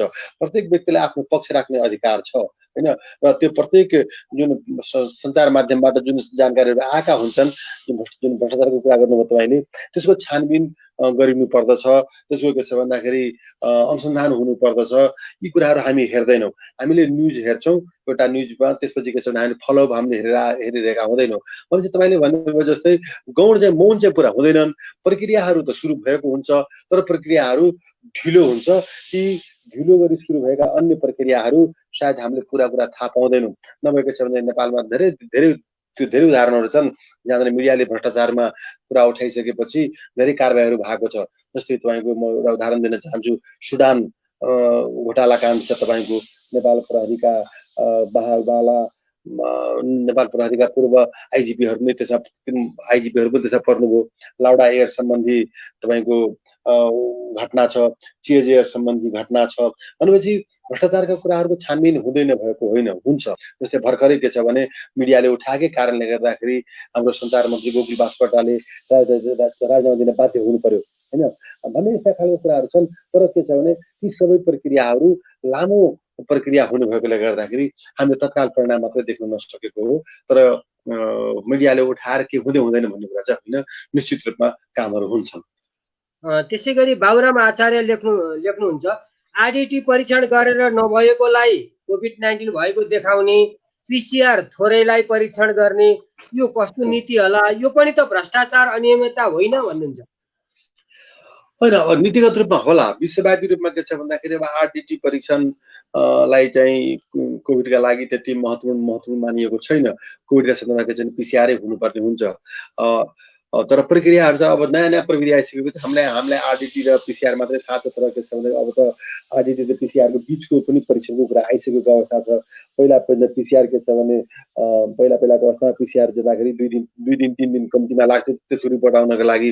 अब के छ भनेखेरि 1-1.5 घन्टामा रिपोर्ट आउन सक्ने अवस्था भयो भने पिसिआरमा पनि विभिन्न अवस्था विभिन्न प्रक्रियाहरू आइसकेका छन्। छिटो हुने कुराहरू। जहाँसम्म आरडिटीको कुरा छ, आरडिटी ट्याक्कै तपाईँको के छ भन्दाखेरि यो कोभिडको परीक्षण गर्ने टेस्ट होइन। आरडिटी भनेको तपाईँको शरीरमा भएको यो सेलहरूको अवस्थितिको बारेमा जानकारी लिने कुरा हो। त्यो आरडिटी त्यो भनेको कोभिड कारणले पनि हुनसक्छ वा कोभिडका कारणले नहुनु पनि सक्छ भन्ने कुरा देखाउने हो त्यसले चाहिँ। त्यसैले मलाई के लाग्छ भन्दाखेरि म पनि तपाईँसँग सहमत छु र हामीले पनि आवाजहरू खोज्दै आएका छौँ। नेपालमा बढीभन्दा बढी के छ भन्दाखेरि आम व्यक्तिको पिसिआरै टेस्ट गर्नुपर्ने हुन्छ र यो पिसिआर टेस्टको दायरा चाहिँ व्यापक रूपमा बढाउनु पर्छ। यसका लागि के छ भन्दाखेरि सरकारले जुन गति लिनुपर्ने थियो, जुन सोच लिनुपर्ने थियो, त्यो सोच लिन सकेको छैन। जस्तै तपाईँको केही उदाहरणहरू छन्, कोरियाको कुरा छ, जापानको कुरा छ होइन। यी देशहरूले के गरे भन्दाखेरि तपाईँको प्रत्येक व्यक्तिमा गरेको छ भन्दाखेरि यिनीहरूले यो पिसिआर टेस्ट परीक्षणको कुरा गरे। न्युजिल्यान्डको कुरा छ होइन, र त्यसैको परिणाम हो आज तपाईँको यी देशहरू करिब कोरोनाबाट मुक्त भएको अवस्था देखिएको अवस्था छ। नेपालमा पनि प्रारम्भदेखि नै यही अवस्थिति यही रणनीति लिएको भए मलाई लाग्छ धेरै बढी समस्या थिएन। नेपालको जनसङ्ख्या जम्मा 3 करोडको हाराहारीको जनसङ्ख्या हो र यसमा के छ भन्दा राज्यले नै चाहेको भए पिसिआर टेस्ट गराएर बाँकी प्रक्रियाहरू पुरा गर्न सकिन्थ्यो। हामी अहिले पनि भनिरहेका छौँ पिसिआर टेस्टको विकल्प छैन। पिसिआर टेस्टको दायरा अझै बढी बढाउनु पर्छ। प्रत्येक व्यक्तिसम्म सम्भव भएसम्म पिसिआर टेस्ट पुग्नुपर्छ भन्ने कुरा हो। किनभने अहिले तपाईँको के छ भन्दाखेरि लक्षण नभएका कोरोनाका बिरामीहरू बढी देखिएका छन्, तर एसिम्प्टोमेटिक भनिन्छ तपाईँलाई। त्यस्ता बिरामीहरूको पहिचान हुन नसक्दाखेरि चाहिँ तिनीहरू क्यारियर बन्न सक्ने सम्भावना धेरै छ। हामीले देख्ने कुनै व्यक्तिलाई कोरोना भएको हुन सक्दछ, तर त्यसलाई के छ भन्दाखेरि लक्षण कुनै पनि आउँदैन। त्यसले उसले आफूले त बचाइसकेका हुन सक्दछ, तर उसले अरूलाई सार्ने सम्भावना चाहिँ जीवितै रहन्छ। त्यसका लागि पनि परीक्षणको दायरा बढाउन जरुरी छ। त्यसै गरी योगेश श्रेष्ठ लेख्नुहुन्छ, ओम्नीले ल्याएको किडनी नक्कली भनेर प्रधानमन्त्री र डाक्टरहरूले भनेर रद्द पनि गरिसक्यो, तर त्यसैले परीक्षण गरिन्छ र अहिले पछि आएर सुनिँदैछ कि ओम्नीलाई त्यही नक्कली सामानको बिल तिरिँदैछ अरे। यो कस्तो भ्रष्टाचार हो, यो कस्तो शासन हो भन्नुहुन्छ योगेश श्रेष्ठ? धन्यवाद योगेशजी। मैले थाहा पाएसम्म यसमा कुरा के छ भन्दाखेरि, तपाईँले यदि सञ्चार माध्यम हेर्नु भएको छ, पत्र पत्रिका हेर्नु भएको छ भन्दाखेरि यी ओम्नीका बारेमा मैले धेरै कुरा यहाँ गर्न उचित हुँदैन, किनभने ओम्नीको बारेमा अख्तियारले आफ्नो क्षेत्राधिकारभित्र पारिसकेको अवस्था छ र त्यसको बारेमा छानबिन भइरहेको छ। र मैले थाहा पाएसम्म यस्तै प्रकरणमा चाहिँ उप प्रधानमन्त्री पनि के छ भन्दाखेरि छानबिनको दायराभित्र पर्नु भएको छ भन्ने मैले सुनेको छु। त्यसले गर्दाखेरि यस्तो तपाईँले भन्नुभयो जस्तै स्थिति सजिलै चाहिँ छैन। पक्कै पनि। त्यसै गरी बिजन राजा हुनुहुन्छ, उहाँ पनि पत्रकार नै हो। यो कोभिड-19 को महात्म्यमा संघीय सरकार, प्रदेश सरकार र स्थानीय सरकारको मूल्याङ्कन कसरी गर्नुहुन्छ? स्थानीय निकायको भूमिका कस्तो देख्नुभयो? अब यसमा हामी पत्रकार हौँ, उहाँ को हुनु पत्रकार हो भन्नुभयो होइन। मैले साथीहरूलाई के आग्रह गर्न, पत्रकार साथीहरूलाई के आग्रह गर्न चाहन्छु भन्दाखेरि, हामीले रिपोर्टिङ गर्दाखेरि केही वस्तुस्थिति बुझिदिनु पर्दछ, केही अध्ययन चाहिँ हामीले गरिदिनु पर्दछ, केही कुरा चाहिँ हामीले जानकारीमा चाहिँ राख्नुपर्छ जस्तो मेरो आफ्नो भन्नु छ, दृष्टिकोण छ। जहाँसम्म हामीले संविधान पढेका छौँ र संविधानको अनुसूची हामीले हेरेका छौँ भन्दाखेरि, संविधानको अनुसूची 5 ले स्पष्ट के भन्छ भने यो महामारी सम्बन्धी सम्पूर्ण व्यवस्थापन गर्ने काम चाहिँ सरुवा रोग र महामारीको व्यवस्थापन गर्ने जिम्मा चाहिँ संघीय सरकारको हो हैन। त्यसो हामीले कि हाम्रो संविधानले 3 तहको सरकारको कल्पना गरेको छ र तिनै तहको सरकारलाई चाहिँ उसको जिम्मेवारी तोकिदिएको छ, अधिकारको बाँडफाँड गरिएको छ। हामीले त्यो अनुसूचीहरू मार्फत हामीले हेर्यौँ भने 5, 6, 7, 8, 9 5वटा अनुसूची छन्। यी 5वटा अनुसूचीले के छ भन्दाखेरि सबै तहको अधिकार त्यहाँनिर तोकिदिएको अवस्था छ। र ती अनुसूची हामीले हेर्यौँ भनेदेखि चाहिँ संविधानको अनुसूची 5 मा के भन्छ, जो कि संघीय सरकारको क्षेत्राधिकारसँग सम्बन्धित छ। त्यहाँ चाहिँ सरुवा रोग र महामारीका बारेमा सम्पूर्ण जिम्मेवारी लिनुपर्ने निकाय को हो भन्दाखेरि संघ हो, संघीय सरकार हो। संघीय सरकारले अधिकार हस्तान्तरण गरिसकेपछि अनि प्रदेश र स्थानीय तहले हेर्ने कुरा हो हैन। नेपालको सन्दर्भमा के भयो भन्दाखेरि कोभिडका सन्दर्भमा सम्पूर्ण बजेट चलाउने काम केन्द्रले गर्छ, सम्पूर्ण आर्थिक कुरो संघले गर्छ, अनि बाँकीलाई के छ भने खटाएर चाहिँ यति काम गर भन्ने खालको कुरा गर्दाखेरि यो अलिकति अमिल्लो कुरा हो। कहिलेकाहीँ त्यसै कारणले हामीले सुन्दछौँ स्थानीय स्तरमा के छ भन्दाखेरि यो आर्थिक समस्याहरू उत्पन्न हुने गरेको छ, किनभने स्थानीय स्तरमा यो सरुवा रोग र महामारी नियन्त्रणका लागि भनेर बजेटै छुट्याएको हुँदैन, किनभने त्यो दायित्व नै होइन। त्यो दायित्व कसको हो त? संघीय सरकारको हो। त्यसले गर्दाखेरि बिचमा हामीलाई के लाग्छ भन्दाखेरि अहिले हामीले सिक्दैछौँ पनि, हामी संहिता यो पनि हाम्रो सिकाइ हो, कुन कुरा कति कहाँ छ, कसको अधिकार के हो भन्ने खालको।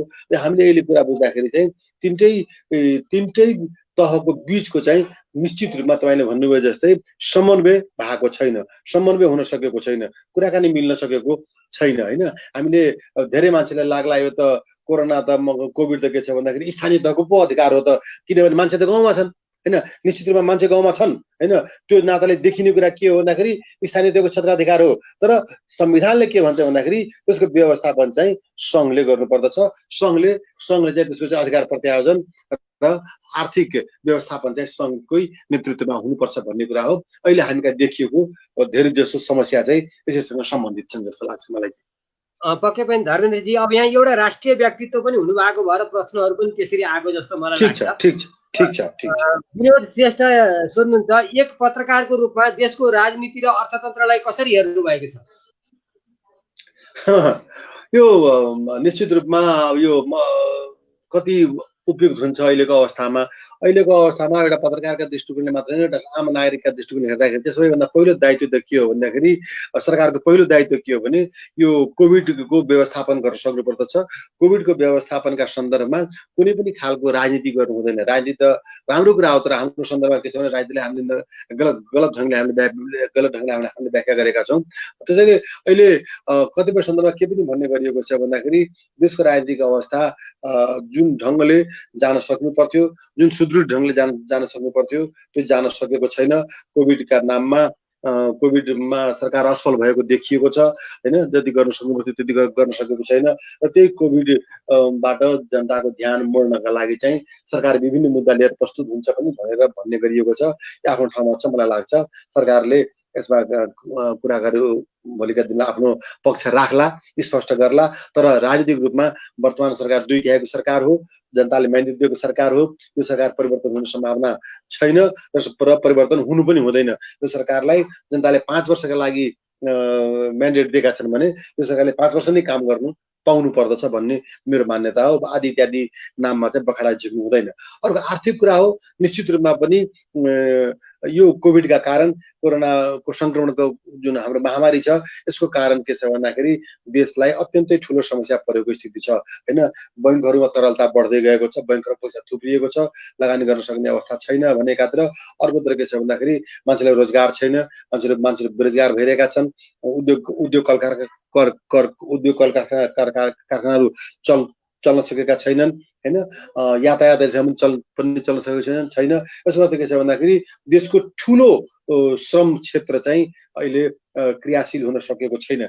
श्रम क्षेत्र क्रियाशील हुन नसक्दाखेरि चाहिँ अर्थोपार्जन हुन सकेको छैन। अर्थोपार्जन हुन नसक्दा त्यसको प्रत्यक्ष प्रभाव भनेको देशको जिडिपीमा परेको छ, प्रति व्यक्ति आम्दानीमा परेको छ। यी सबै कारणले गर्दाखेरि नेपालको आर्थिक अवस्थामा चाहिँ केही समस्या आउन सक्दछ। तत्कालीन नदेखि पनि मलाई के लाग्छ भने भोलिका दिनहरूमा गएर अझै आर्थिक चुनौतीहरू नेपालमा थपिन सक्ने सम्भावना छन्। नेपालको आर्थिक विकासको दर घट्न सक्ने सम्भावनालाई पनि हामीले अस्वीकार गर्न सक्दैनौँ अहिले। पक्कै पनि धर्मेन्द्रजी, संविधान सभाले जब संविधान बनाएर हामी संघीय स्वरूपमा आयौँ त्यसपछि अहिलेको सबैभन्दा ठुलो कहर एउटा दुःख चाहिने यो कोभिड-19 ले दियो र यसमा पालिका सरकारहरू जनता समक्ष भएको र गुनासो पनि होला, तर जति राहत पनि पाउन सकेको पालिका सरकारबाट पाएको देखियो भने प्रदेश सरकारले सबै आफ्ना पालिका सरकारहरूलाई 10 लाखको दरले दिएको भन्ने पनि सुनिएको छ।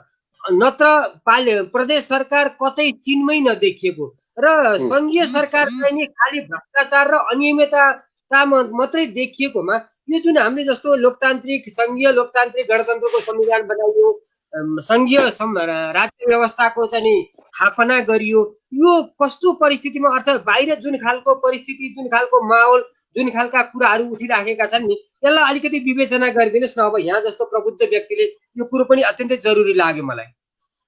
होइन, एउटा कुरा के भने रामचन्द्रजी, हामीले संहिताको कुरा गर्दैछौँ।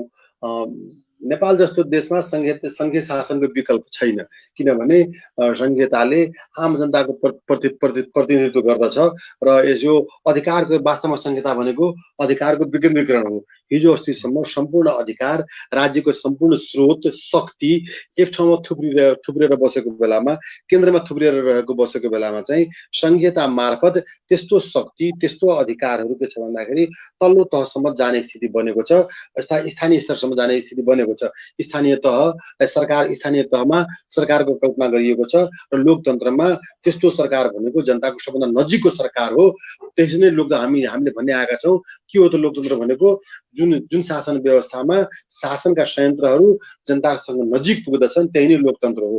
यदि त्यसो हो भन्दाखेरि त संहिता मात्रै यस्तो व्यवस्था हो जहाँनिर यो सम्पूर्ण व्यवस्था यो शासनको संयन्त्र चाहिँ सम्पूर्ण ढङ्गले जनताको नजिक पुगेको अवस्था हुन्छ स्थानीय तह मार्फत। त्यसैले लोकतन्त्रलाई प्रत्याभूत गर्दछ भन्ने एउटा मान्यता छ हैन।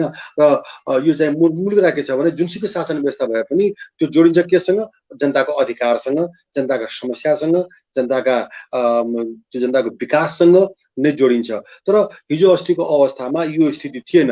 केन्द्रले मात्रै गर्थ्यो र केन्द्रले एकछिनलाई लागि भनौँ मैले एउटा सरकार थियो, त्यो काठमाडौँबाट निर्देशित हुन्थ्यो, काठमाडौँमै सम्पूर्ण शक्ति थियो, काठमाडौँ सम्पूर्ण सत्ता थियो र त्यो काठमाडौँले तल जमिनमा भएका जनताको आवाज सुन्दै हुन्थ्यो। काठमाडौँबाट सायद जुम्ला धेरै टाढा पर्थ्यो, काठमाडौँबाट सायद दोलखा धेरै टाढा पर्थ्यो, काठमाडौँबाट सायद रसुवा धेरै टाढा हुन्थ्यो, त्यहाँका आवाज सुनिन्थ्यो। यस्तो अवस्थामा त्यो जनताको आवाज सुन्नका लागि स्थानीय तह सरकार गठन गर्नुपर्छ भन्ने मान्यताका आधारमा नेपालमा संहिता आएको हो, संहिता ल्याइएको हो हैन। अब स्थानीय स्तरमा जनताले आफ्ना कुराहरू, आफ्ना आवश्यकताहरू स्थानीय सरकारबाटै सम्बोधन गराउन सक्ने स्थिति भयो। त्यो त्यो त्यो सम्भव हुन सक्यो। तर भयो के भन्दाखेरि यो त सैद्धान्तिक रूपमा हो, तर हामीका दुई तीनटा समस्या देखिए। पहिलो कुरो के छ भन्दाखेरि हिजो अस्तिसम्म जसले सत्ताको, जसले शक्तिको अभ्यास गरेको छ, जसले अधिकारको अभ्यास गरेको छ, पूर्णता अभ्यास गरेको छ, उनीहरूले ती अधिकारहरू डेलिगेट गर्न नसक्ने भए, ती अधिकार उनीहरूले के छ भन्दाखेरि जनतालाई दिन नसक्ने भए, हस्तान्तरण गर्न चाहेनन्, विकेन्द्रीकरण गर्न चाहेनन्, अधिकारहरू फेरि पनि आफैसँग राख्ने स्थिति रह्यो हैन, वा दिन चाहेनन्। नम्बर 1। नम्बर 2 के भयो भन्दाखेरि हामीले संहिता, सैद्धान्तिक रूपमा त संहिता हामीले ल्यायौं, तर संहिताको अभ्यास हाम्रो पुरा भएको छैन। जम्मा कति भयो र हाम्रो संहिता भनेको त त्यो 72 को संविधान हो। आज हामी 78 मा छौं। 4-5 वर्ष के छ भन्दाखेरि चुनाव हुन्जेसम्म पुरै भएन भन्दाखेरि जम्मा हामीले 2.5-3 वर्ष भयो हामीले संहिताको अभ्यास गरेका छौं हैन। एउटा यो त के छ भने परिपक्व नै हुन सकेको छैन। जबकि शासनिक सत्तालाई परिपक्व हुनको लागि, शासनको शैलीलाई परिपक्व हुनको लागि त्यसले निकै समय लिन्छ, अभ्यास गर्न निकै समय लिन्छ हैन। भारतको संविधान, भारतले के भनिन्छ भन्दा विश्वको सबभन्दा ठुलो लोकतन्त्र भनिन्छ, तर त्यहाँको शासनमा अझै पनि करेक्सनहरू भइरहेको छ हैन।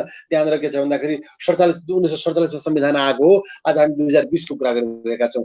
अमेरिकालाई सबभन्दा ठुलो लोकतन्त्री, यो अत्यन्त मजबुत लोकतन्त्र भएको देश भनिन्छ।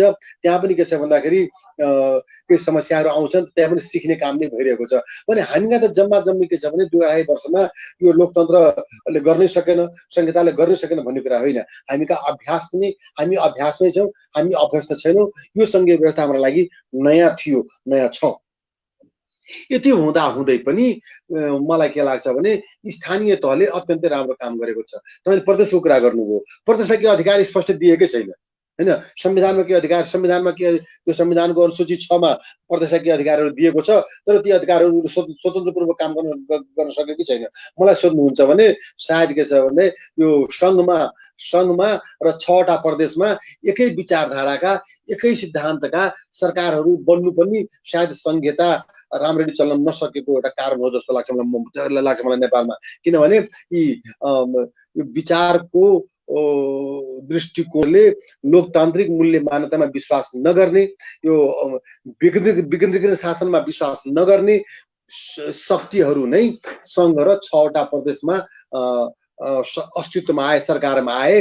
फल त के छ भन्दाखेरि ती 6 वटा प्रदेशका सरकारहरूले चाहिँ संघको दृष्टिकोण, संघको मनसाय, संघको विचारबाट चाहिँ आफूलाई अलग्याउन सकेनन्। उनीहरूले त्यहाँनिर के छ भने हस्तक्षेप गर्न सकेनन्, संघलाई के छ भन्दाखेरि खबरदारी गर्न सकेनन्, संघलाई नियन्त्रण गर्न सकेनन्, र संघले जे कुरा भन्यो त्यही कुरा प्रदेशले चाहिँ मान्न बाध्य भएको अवस्था छ।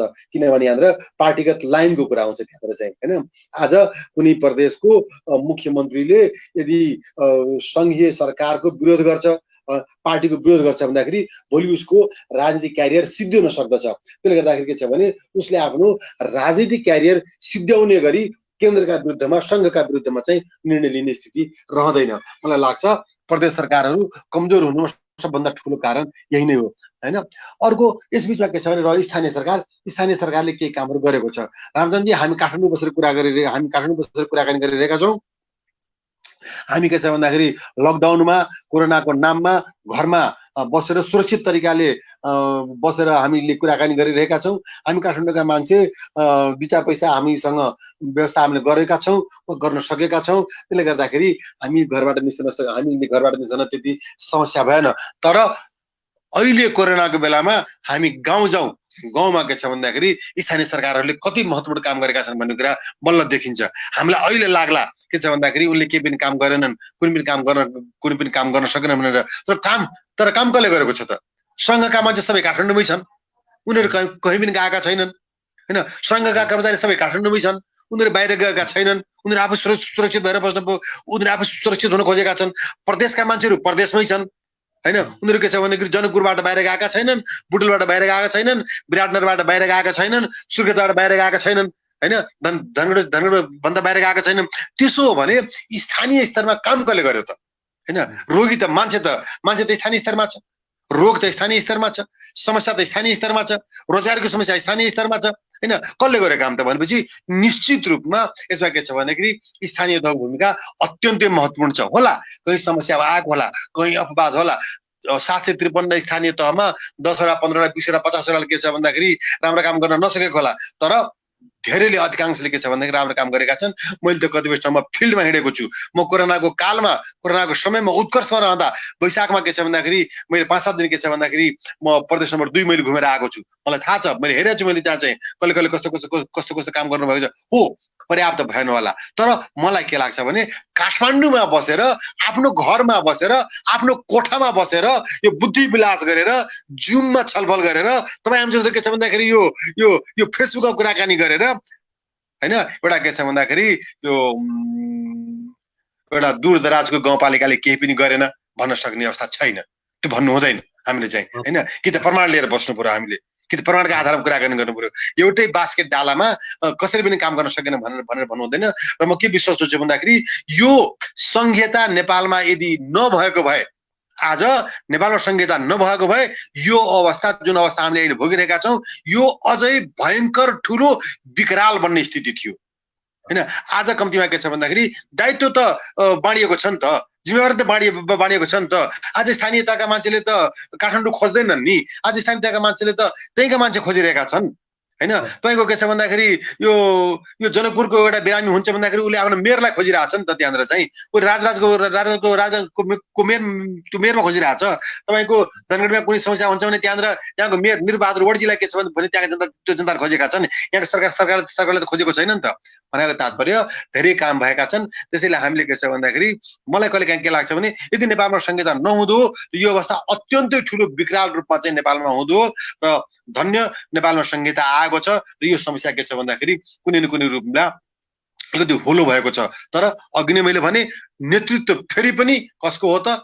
नेतृत्व फेरि पनि के छ तपाईँको संघीय सरकारको हो। त्यो संविधानले भनेको छ। हो, त्यो नेतृत्व लिने सन्दर्भमा संघीय सरकार असफल देखिएको छ, असक्षम देखिएको छ। त्यसै कारणले पनि म फेरि के छ भने स्थानीय तहलाई धन्यवाद दिन्छु। संघीय सरकार असफल भइरहेको अवस्थामा, असक्षम भइरहेको अवस्थामा तपाईँको के छ भने यो स्थानीय सरकारहरूले महत्त्वपूर्ण काम गरेका छन्। हामीले हेरेका छौँ क्वारेन्टाइन कसरी चलेको छ, हामीले यहाँ बसेर कुरा गरेर हुन्छ।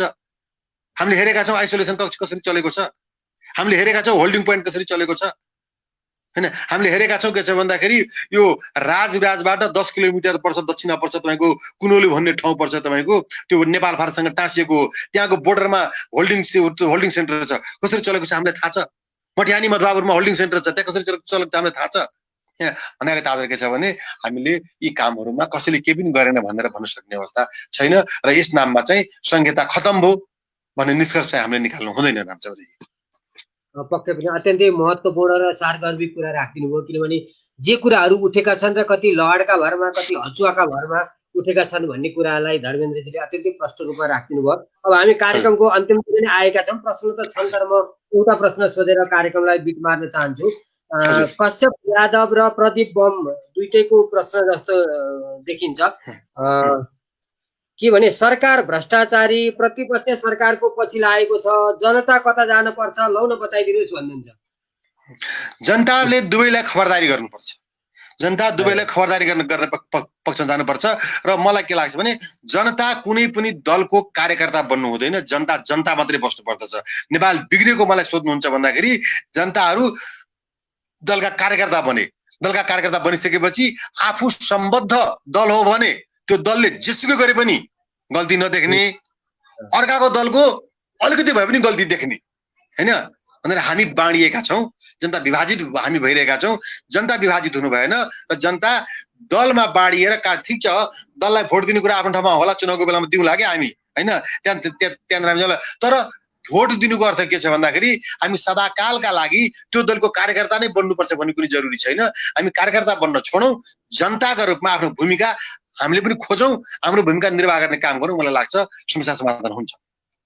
हस्त धर्मेन्द्रजी यहाँको महत्त्वपूर्ण भनाइका लागि यही बिट मार्दै बिदा हुन चाहन्छु। नमस्कार।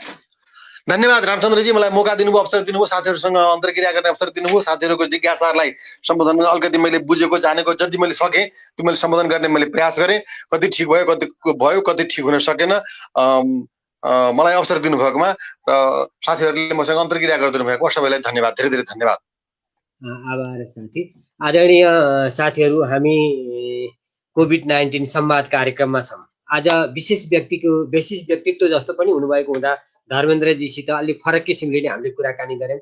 कोभिडको त कुरा सँगसँगै गऱ्यौँ नै, त्योसँग सँगसँगै उठिरहेका राजनीतिक कुराहरू पनि, किनभने उहाँ एउटा खालि पत्रकारका लागि पत्रकार मात्रै अथवा रिपोर्टिङका लागि रिपोर्टिङ मात्रै पनि नभएर एउटा सामाजिक अभियन्ता र एउटा यो सबै विषयहरूलाई नजिकबाट हेरिरहनु भएको व्यक्ति भएको हुँदाखेरि पनि हामीले यो प्रश्न राखेका थियौँ, जुन प्रश्नको अत्यन्तै गहकिलो उत्तर आएको छ।